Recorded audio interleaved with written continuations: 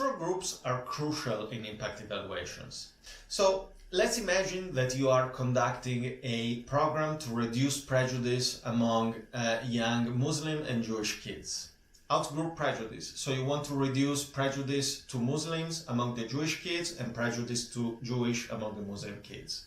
Let's say you start your program in January and you measure the average level of outgroup prejudice between the two groups, and you find that the average level in a scale from 1 to 10, where 1 is no prejudice and 10 maximum level of prejudice, is 5.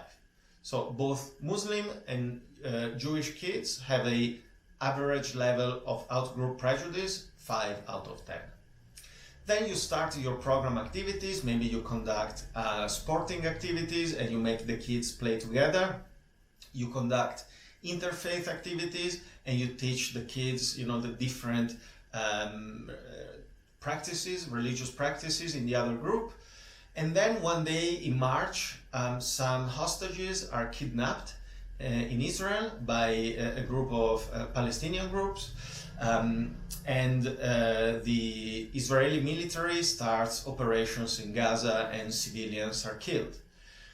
So that happens while your program is running, and then at the end of your program you measure again the average level of prejudice between the two groups.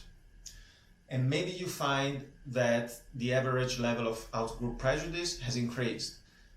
Maybe from 5 it became 8 out of 10 in both groups of the Jewish and the Muslim kids. So did the prejudice between the two groups increase because of an unintended consequence of your program? Or did it increase because of the military operations? Well, you will not be able to know it unless you have a control or a comparison group.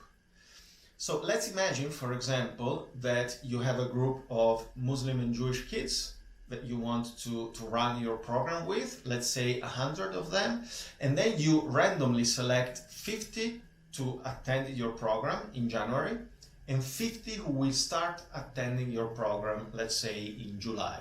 And you start in January and you collect average level of outgroup prejudice among both the 50 kids in the intervention group and the 50 kids in the control group.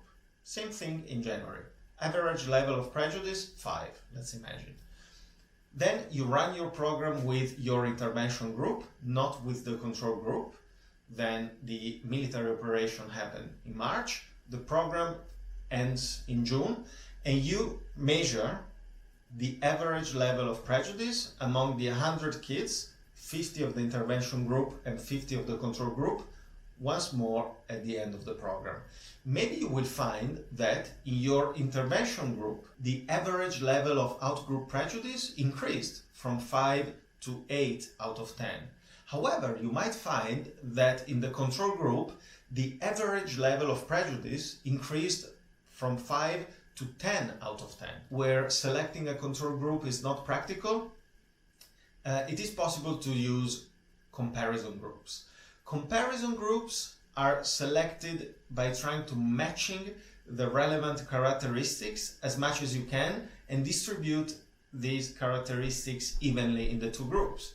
So for example, if you have a program with school kids, you want to make sure that kids of different ethnic backgrounds or kids from different socioeconomic backgrounds or different levels of achievement at school are represented in both groups. Finding a comparison group sometimes can be ethically challenging because you are basically asking some people to undertake your intervention, and maybe the intervention can have a positive effect on their lives, and other people not to attend the intervention.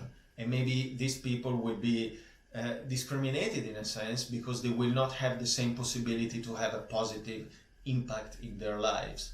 So the best way to think about control groups and comparison groups is to stage interventions. So for example, you can select an intervention group that will undertake your program first. And then when the evaluation is finished, you can deliver the intervention to the comparison group.